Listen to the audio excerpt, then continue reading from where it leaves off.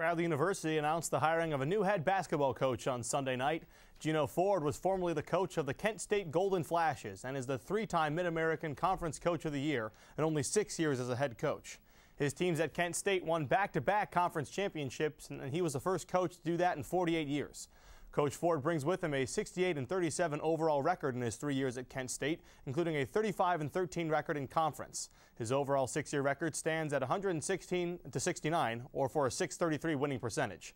At his press conference on Monday, Coach Ford said he would start workouts on Tuesday.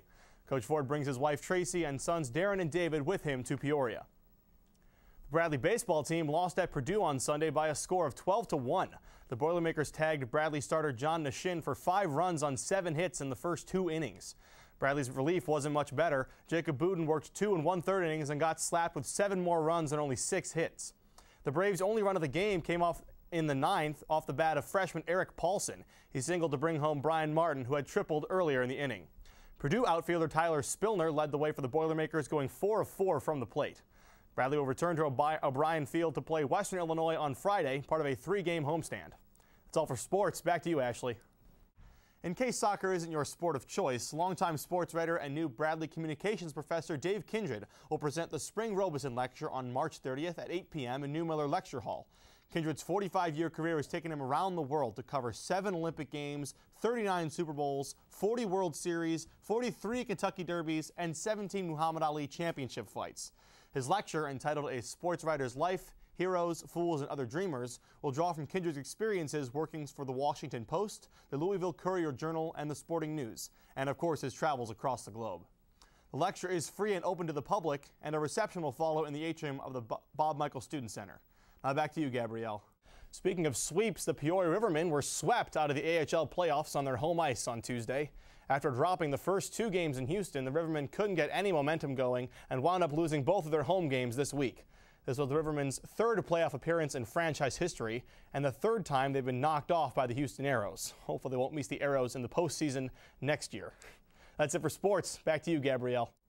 Scientists are experimenting with genetic tests that may be able to predict kids' athletic performance. The test looks for the presence of a gene called ACTN3, which influences production of a protein involved in muscle activity. Presence of the gene supposedly indicates superior athletic performance. However, some scientists hold that while ACTN3 can help muscle activity, about 80% of the population carries some form of the gene. Since they're not all star athletes, it takes more than genetic luck to become a sports star. Testing is still underway. The Bradley University women's basketball team ended their regular season with a scrappy win over the Indiana State Sycamores. The Braves were down 20-6 early in the first half, but came roaring back to take a 27-26 halftime lead and came out of the locker room ready to take over the game. It was back and forth for a while, but the game was won on the free throw line.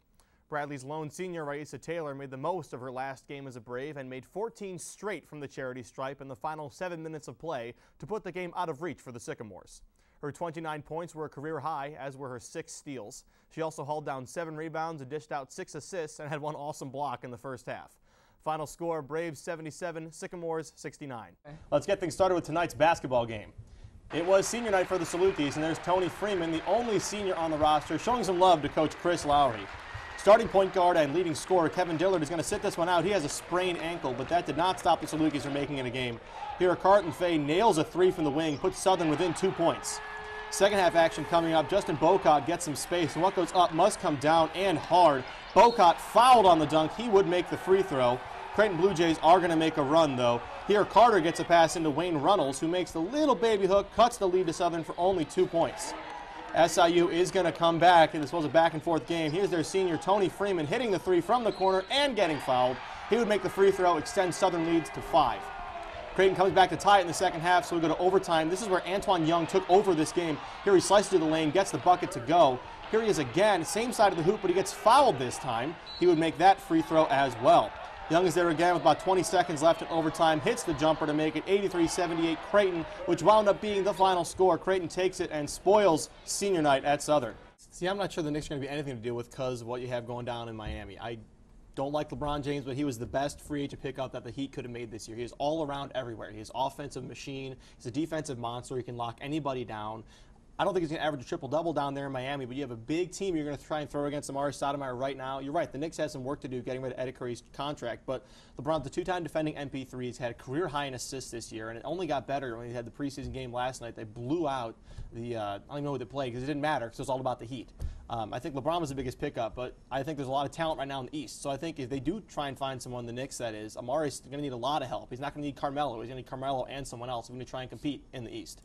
Well, that's all for the news and for the season of Midstate Magazine. I'm Jake Schultz. And I'm Gabrielle Balzell. And I'm Kevin McClelland. Have a good summer, and we'll see you next season.